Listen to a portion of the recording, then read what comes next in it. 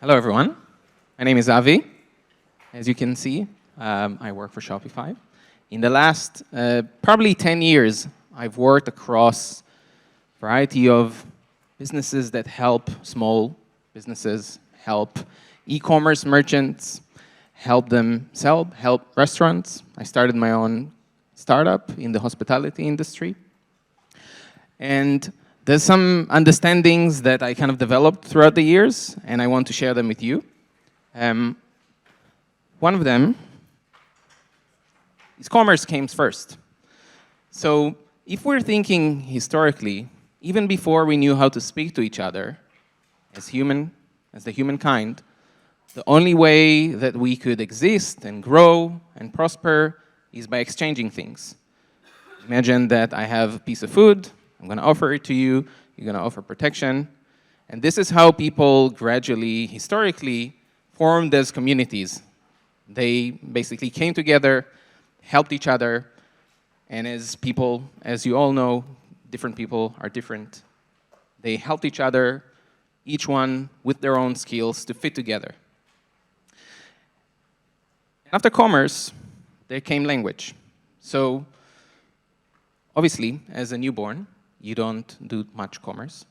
You basically kind of want to eat, and you scream. And you start needing to express yourself so your parents will understand you or the tribe will understand you. But later on, let's say commerce is more for adults. And I want to ask you all a question. Have you sold anything in your life?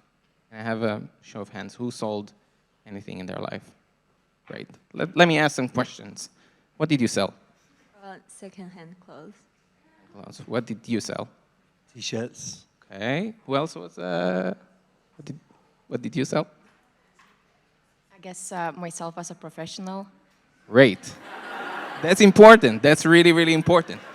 All of these experiences are selling, and they're super critical to us. And if you think about it, these are quite deeply disturbing experiences. You're going through a lot of emotions. So in some cases, selling secondhand clothes, you're selling something that you haven't manufactured, but you wore it, you bought it, you probably like it as well, and you kind of want to pass it to someone else, pass something that you love, something that has some sentimental feeling for you. When you're selling yourself, well, that's tough. When you're selling your work as a designer, that's also quite tough. Let's, for a second, just like imagine that you sold something on eBay, right? So imagine that you had this phone, old phone, you bought a new phone, now you want to sell it. Great, so you take a few pictures. Even me as a professional, quite worried that the pictures are not exactly what there is. I see like a glimpse of dust. It's very hard being a designer in life because everything that you create, it becomes like needs to be super detail oriented, and people might judge me on the output. And so you go to eBay, you upload it, they ask you for some description. Oh my God, description, I don't know how to describe this thing. Okay, great. There is some auto-generated description that I can copy from another product. I'm not even going to read it. Let's hope it's fine. And then I need to decide on a price. Okay, now I need to think, what price do I want to get for this old phone? Probably doesn't have much sentimental, unlike secondhand clothes. What price do I want to get? Okay, so I choose a price. I kind of set the kind of like buy it now price as something that I'm happy to live with, and I put it on an auction, and it has to be like 24 hours or 3 days or 7 days, whatever it is. Lots of anxiety. Have I sold it? How much am I getting for it? At that point of time, when you start seeing bids coming over, very emotional time, you start worrying about like, oh, is it gonna worth it? Or am I really gonna be happy with 200 pounds? Oh, I don't know. And then you sell it. Great. Happy or not happy, now you need to go to the post office, put it in a box, ship it, and then you have another series of worries. Now you're worried, oh, I'm not gonna pay for like tracking because that's quite annoying, and it will eat from my margins at the end. but I want to know if that thing has arrived. And most of all, I want to make sure that whoever got it will not return it. I don't want any returns. I don't want to deal with this thing. I wrote in eBay, I don't want any returns. Think of this emotional roller coaster. And this is the world of merchants or restaurant owners or anyone who runs like a small business on a daily basis. Every day people come and tell them, your product is shit because X, Y, Z, reviews. Sometimes doesn't even have to do anything with what they sold. Some other thing that kind of bothered them. They thought they can do something with it, but they can't do anything with it. And the merchants need to deal with this thing on a daily basis.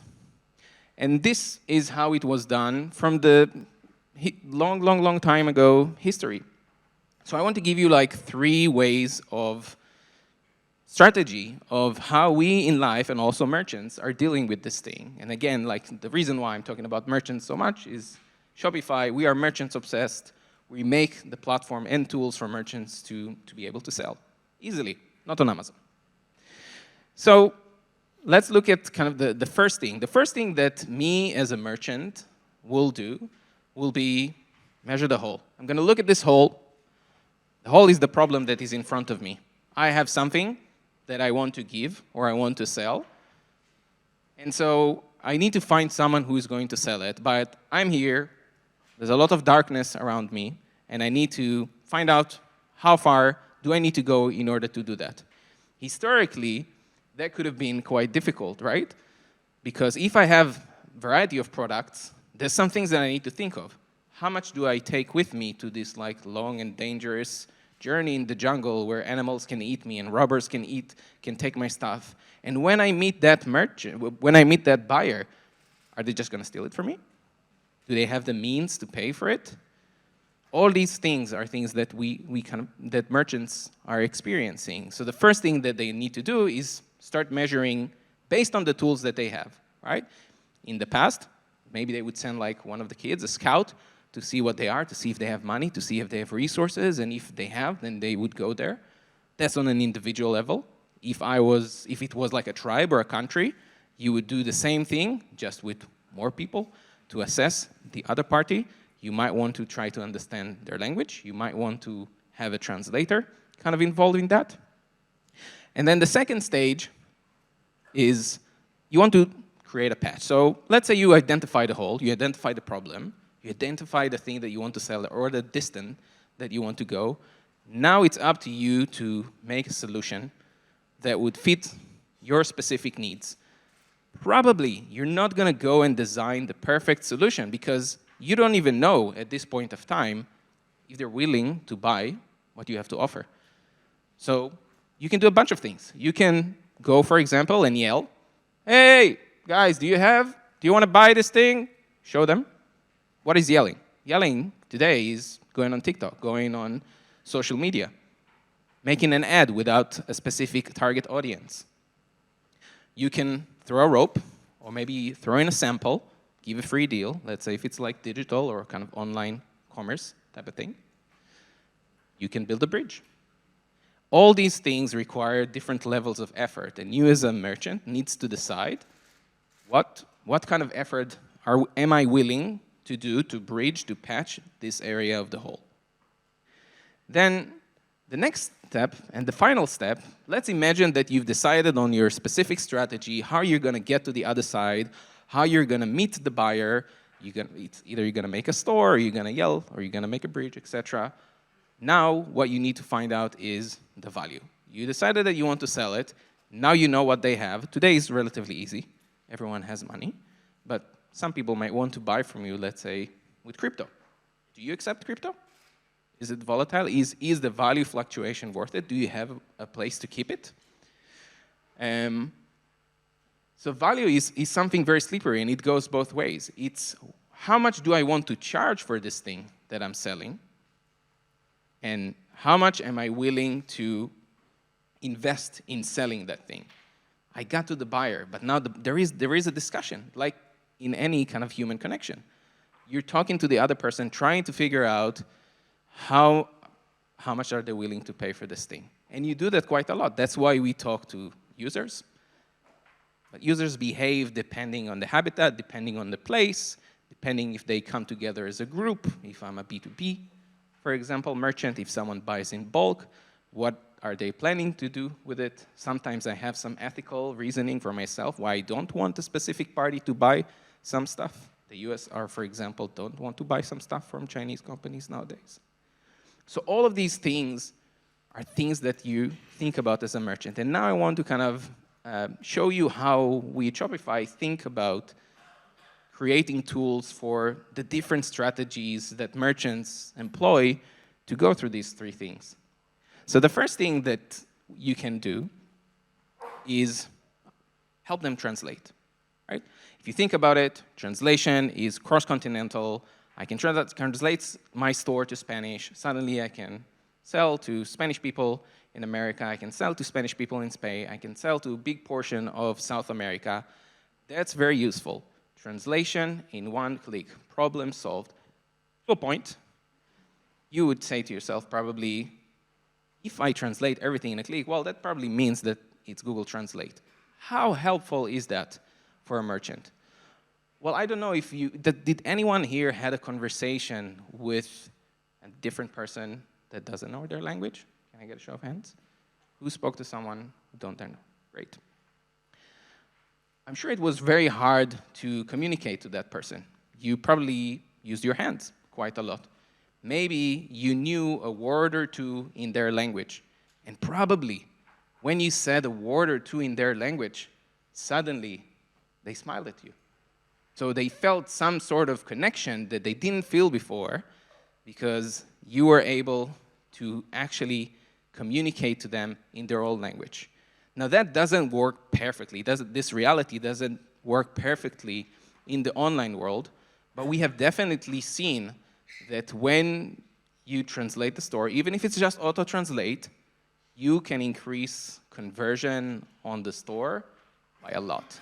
Sorry, I can't tell exactly how much percentage, but I can tell you that it's by a lot, and it's really, really meaningful for merchants. So they do that. But also, as we talked before, measuring the whole, doing the patch, this is just the first patch in trying to communicate with the other side. Tomorrow, if I see that it's working for my store in that specific market, I'll just capitalize on that. So I'll bring a personal or a professional translator that will kind of build on top of that and improve that. I might get some feedback from people in that market, so I might tweak that. But it's a great first step that Shopify at the moment is giving merchants exactly to solve that initial problem of communication and connection. And you can imagine that it creates trust, but it also, in some capacity, erodes trust. Like if I was, so I'm originally from Israel. If I go, and Israel is also right to left, Hebrew is also right to left, so that's also quite hard to kind of just like flip over if the website is not kind of fit for that. If I go on a store that like everything is like completely messed up in that way, it's gonna be hard for me. But it's gonna probably be easier for me than to buy it in French, for example, not in English, because obviously I speak to it in English. So the second step after translation is localization. Obviously, we did mention before, there's a lot of countries that speak English, and there's a lot of countries that speak Spanish and a variety of other languages, and Arabic, for example, right? Localization is critical because that allows the merchants to not only sell in a specific language, but also fit everything in their store to the specific market. It allows you, essentially, and again, this example, trousers, pants, it's just the base of it. Because localization isn't just about language and grammar and how we say stuff, it's also about the weather, right? Because when there is a summer sale in Australia, there's a winter sale in the US. And merchants need to be able to do that. When a specific item is sold really well in Germany, maybe it's not sold as well in Austria, and they're both German with some minor tweaks and differences between them. So this is something, it's essentially the next patch. If you think of the patch, this is the next step. It's a little bit more personalized, it's a little bit more local, and it's the next step. And then following from that, you might want to do adaptation. So if you look, for example, at design systems for Japanese website versus American website, you would know that websites are completely different from one another. They look extremely, extremely different, and that's because the way the Japanese culture is consuming information is way more dense than kind of the way people consume it in English. And so you need to give merchants that capability as well, because if they choose to target that market, the only way that they will be able to create trust is with something like this. And I know that I'm talking like quite heavily on kind of the storefront and what the buyers are actually seeing, but in reality, it's not just that.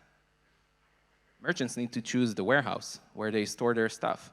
Merchants need to support and answer questions from customers across the world. Merchants need to choose the best shipping for that specific market. And it could be that in one market, they can just use UPS, and in a different one, they need multiple ones to fit, because the price is going to be better for their small packages versus their big packages. And that's what I'm talking about in adaptation. When you're trying to go global, all these things are really, really critical and important. And again, it's not something that you do on day one. It's something that you're gradually building towards. Like every day, you make tweaks to make the machine work as best as possible. What comes after adaptation is accessibility. Accessibility is talking to your buyers as a merchant in the variety of channels. Not everyone is capable or want to buy in a shop. Some of them want to engage in tech-top. Some of them want to use sign language. Some of them will consume it in a variety of other ways, social live commerce, etc. You can see it's really big in China, for example.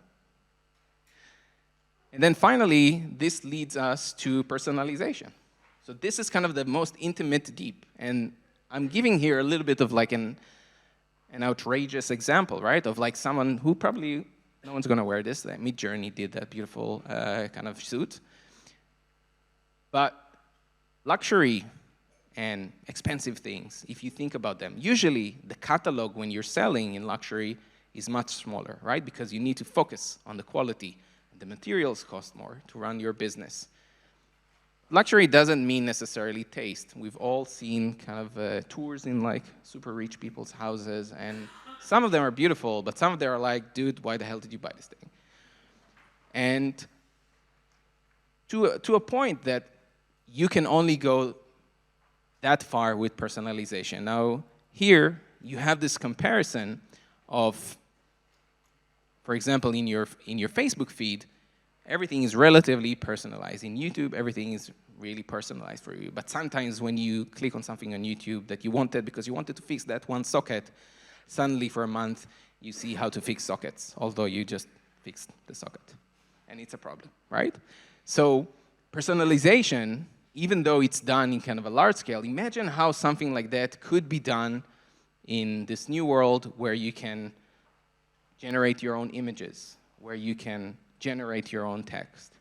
At the end, as a merchant, as we've just established from like just this room, asking a few people, some of them are super crafty and they created something really beautiful that they want to sell, but some of them are just importing stuff from a country and want to resell it, and some of them do bespoke things depending on what's happening in the world, kind of like Shane, right? Some of them do drop shipping, which basically means I have like a bunch of cups of coffee that I've designed, only print it if someone buys it, right?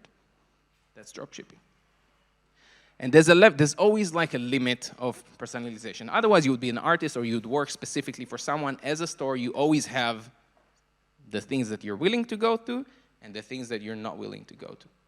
How much would you go? So in a nutshell, what I'm trying to tell you is that everything in life is kind of like that, right? Everything is, we need to go and try to measure the whole, try to look at the problem that we're trying to solve, and gradually try to evolve and grow and improve upon that. And I want to share with you a personal selling experience that I had when I was a startup founder, and I went and kind of pitched to VCs. It was very, very scary. And I wrote a quick song about it that I want to execute for you. So it goes like this. London streets, Oxford creeps, followed heels, breathes, headphone feels, popping ears. Pubs with guts on the floor, expensive wheels, rocks in blocks in Savile Row. We're going into reception, jammed connection. Muzzled 4G, elevator, top floor tension. Glass house on roof doors. On drops of people, she slides across. Black, it's all black around her white. My 3D track disrupted by her backlight. It burns around the silhouette. We walk, we go into the room. The door is locked. I stay in the bar bed. Then I'm going to the pitch.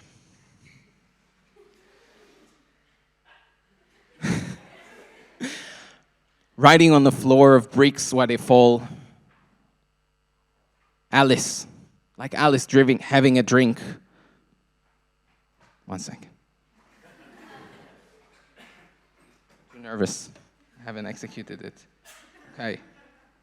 Running on a bridge of worlds while you shrink, full sink, gunning like Alex, riding a drink, spray of words, I blink, narrating while I'm dating, a bay of noise, statistical rejecting. Positive thoughts, plots, deflecting questions, laxative suggestions, a bay of obsession. Numbers are bumpers, too high, making noise, wondering, can my answers change the ploy? But then the sun sets and the bets are off, and all the fun facts distracts the worth. Now it's talking about coffee toffee at some point, principles of being proxy, disjoint. I bow, ciao, performance is over. I take it slower on the way back. Guts are dry, the floor no longer sober. This wound will scar. I'll crack. Thank you, everyone.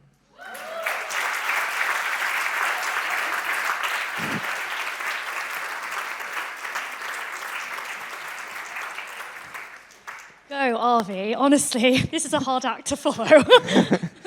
I mean, you know, it's 4:30. Natoli, actually. Another big round of applause. I thought that was exceptional and bloody brave.